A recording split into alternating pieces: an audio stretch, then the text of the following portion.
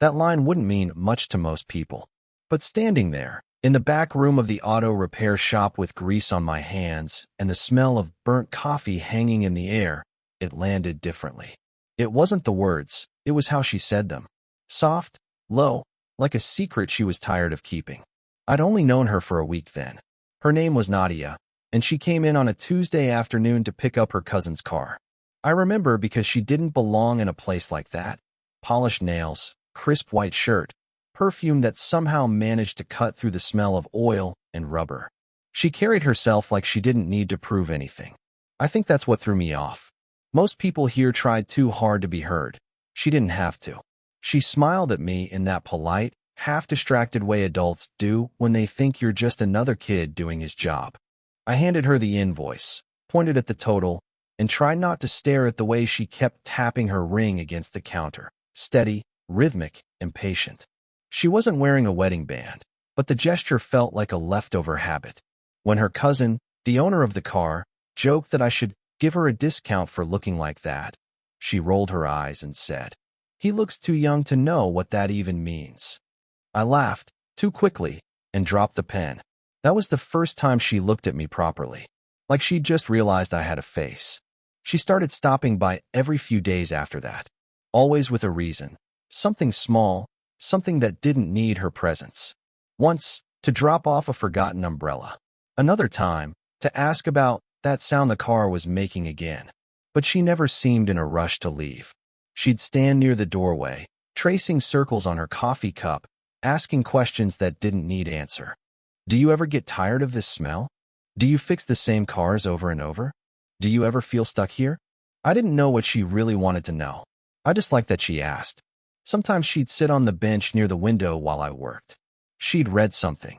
Never a novel, always a small notebook filled with handwriting. Once, when she got up to take a call, I caught a glimpse of a page. If I'm not careful, I'll start believing this is harmless. That line stuck with me more than it should have. The last time that week, she came alone again. Her cousin had forgotten something in the car, apparently. The shop was closing, sunlight leaking through the shutters in long stripes. She leaned against the counter, hands tucked into her coat pockets. "Do you ever get the feeling," she said quietly, "that some people walk into your life just to rearrange it?" I didn't know what to say, so I said nothing. The silence stretched, heavy but not uncomfortable. The kind where both people are waiting for something they don't understand. She looked at me then, not flirtatious, not teasing, just aware. The kind of look that lingers too long to be polite. My throat went dry, and I pretended to check the clipboard. That's when her cousin appeared at the door, laughing about something on his phone, and tossed the car keys to me. "She told me to come get them," he said.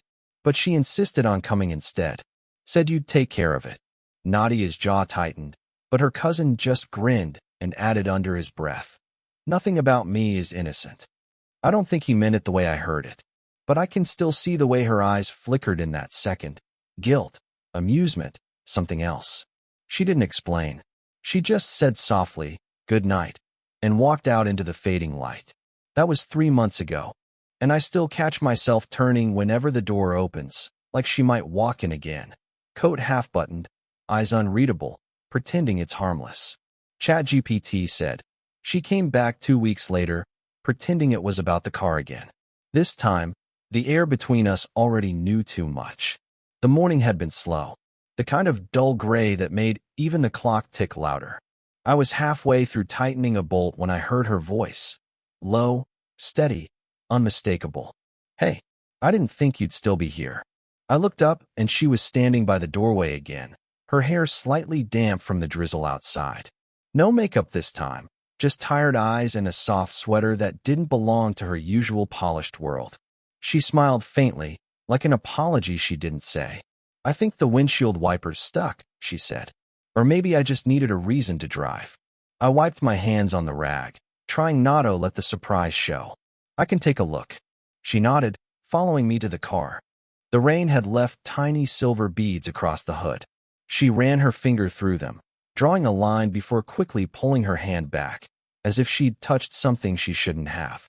We stood in silence for a while. The quiet felt different now, less awkward, more aware. I noticed the small things I shouldn't have noticed. The tremor in her fingers when she tucked her hair behind her ear, the faint mark of a ring once worn but long gone. The way her laugh came too easily when she was trying to fill space. She asked me about my age, my plans, what I wanted out of this job. Not the kind of questions you ask to make conversation, the kind you ask because you're trying to remember what it felt like to want something again. When she talked about her work, her voice changed, smoother, practiced. But when she slipped and mentioned her husband in the past tense, her eyes flickered away. "Sorry," she murmured. "I didn't mean to." I shook my head. "You don't have to explain." She smiled at that, but her hands fidgeted with the edge of her sleeve. I kept working on the wiper even after I'd fixed it. She leaned beside me, close enough that I could smell the faint mix of rain and her perfume. "You're quiet today," she said. "I just don't want to say the wrong thing," I replied before I could stop myself. Her gaze lingered on me, steady, unreadable, then softer. "Maybe there isn't a right thing to say," she whispered. For a moment, the whole world felt smaller, just the two of us standing under the open garage door, rain tapping the metal roof like a heartbeat we both pretended not to hear. When I handed her the keys, our fingers brushed. She didn't pull away immediately. Just a brief pause, barely there, but long enough to feel something cross between us, something neither of us asked for. She exhaled slowly, almost like she was letting go of something. Then, with that half-smile again, she said, "You shouldn't look at people the way you do." I wanted to ask her what she meant, but she turned before I could, stepping out into the drizzle, her reflection bending in the puddles as she disappeared down the street. The sound of her car faded, but the echo of that line stayed, quiet, electric, impossible to forget. ChatGPT said, "It was one of those evenings that felt out of time, rain tapping the glass, lights dimmed to a tired amber. I'd stayed late at the shop, finishing up a last job. The others had gone home hours ago. I didn't hear her car pull in. I only noticed the reflection in the window, a flash of her coat, then her voice behind me. 'You're still here,' she said, half surprised, half relieved." I turned. She looked different again, hair tied loosely, cheeks flushed from the cold. She held 2 paper cups of coffee, steam curling upward like a secret trying to escape. "I brought you one," she said. "Felt bad for making you fix my car twice this month." I smiled. "You don't owe me coffee." Then let's say I needed an excuse to talk to someone who doesn't expect anything from me. That line landed heavier than it should have. She handed me the cup, and our fingers met, just enough to make my pulse stumble. We sat on the low workbench, a few feet apart, listening to the rain hammer the metal roof. The smell of gasoline and rainwater made everything feel sharper, realer. She stared straight ahead, sipping slowly, lost in thought. "I used to like nights like this," she said quietly. "They felt romantic when I was younger. Now they just make me think too much." "What about?" I asked. "About how easily people drift apart," she said. "You look up one day, and the person you built a life with feels like a stranger sitting at your own table." She tried to laugh it off, but it cracked at the end. Her thumb brushed the rim of the cup, nervous. "You ever feel like that?" she asked suddenly. "I haven't lived long enough yet," I said. "But I think I understand." The silence after that wasn't awkward. It was full, heavy with everything neither of us could name. A phone buzzed in her coat pocket, loud in the quiet. She hesitated before pulling it out. I saw the name flash on the screen, Daniel, home. She turned the phone over, screen down. "You can answer," I said. "I don't want to." She said it too quickly, too certain. The rain grew louder, almost drowning her words. She looked at me then, really looked, and for the first time, I saw the fatigue behind her composure. The kind that doesn't come from work or age, but from holding everything together too long. "You remind me of something I lost," she said softly. My throat tightened. "What's that?" Her eyes flickered toward the window, toward the rain streaking down the glass. The part of me that used to believe things could start again. I didn't know what to do with that. My hand moved before my mind did, almost resting on hers, almost. She didn't move away, just watched my fingers tremble in the inch of space between us. Then her phone buzzed again. She blinked, pulled her hand back, and said, "I should go." I nodded, pretending it didn't matter.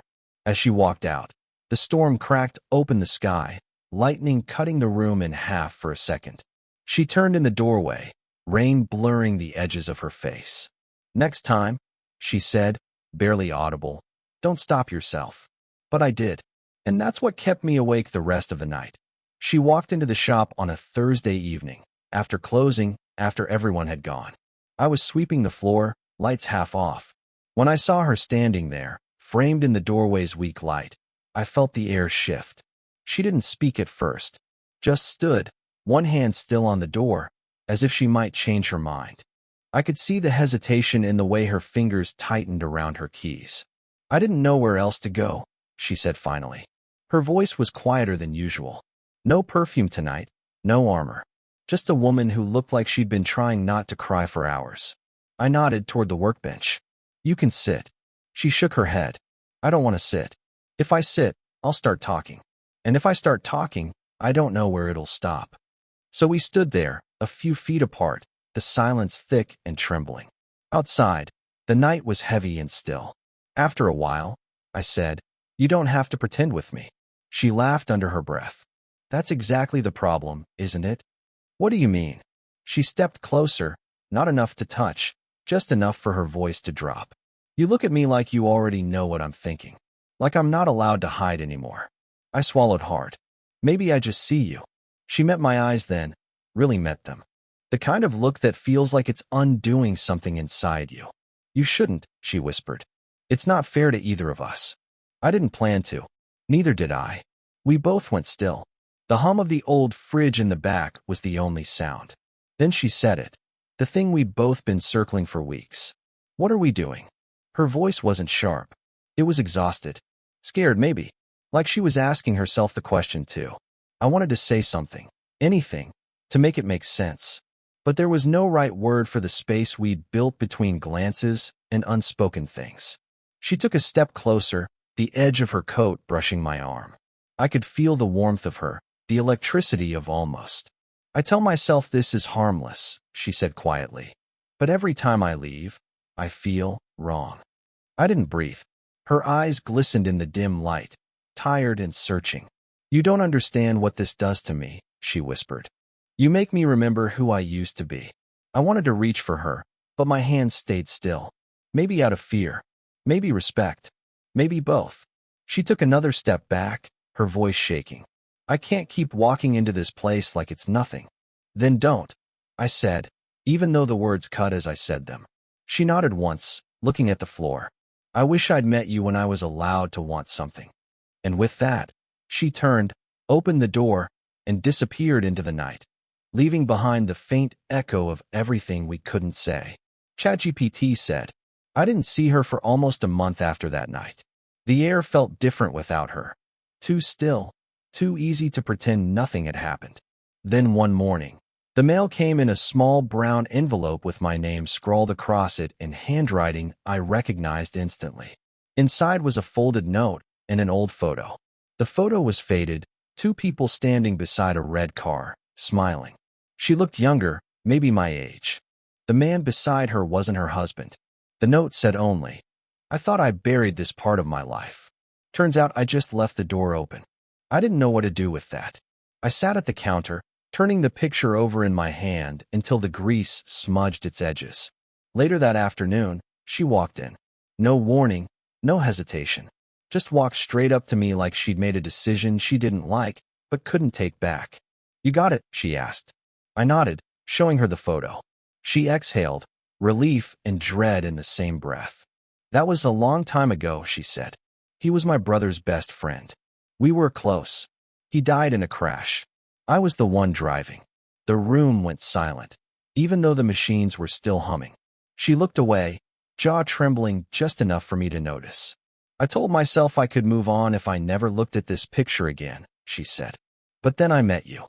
I didn't know what to say. My mind searched for something, comfort, logic, but all I felt was the ache in her voice. You remind me of him, she continued. Not your face, not your voice. It's the way you listen. The way you don't fill silence just because it's there. She paused, swallowing hard. It scared me at first. Then I started wanting to see you. And that scared me more. I looked at the photo again, at her younger self smiling like she didn't yet know what regret felt like. "You didn't have to send this," I said softly. "I did," she said.